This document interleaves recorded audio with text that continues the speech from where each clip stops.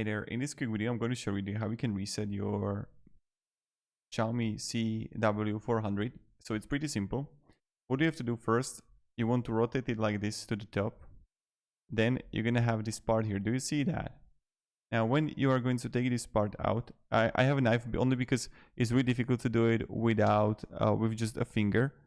So I'll just like grab it like this because it's like a really heavy put there.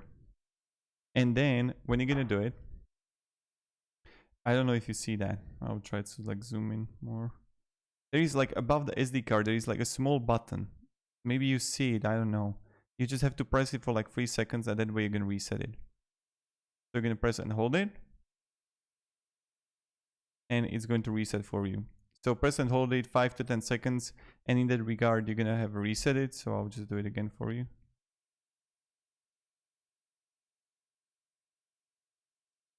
And it's going to say reset successfully. And that's how you're gonna do it. So thank you very much for watching and hope you're getting a great day. And yeah, now it's going to connect and that's it. It's going to reset. You can also take it out of the adapter, then put it back on, and that's how you're gonna do it. Thank you very much for watching and have a great day and goodbye.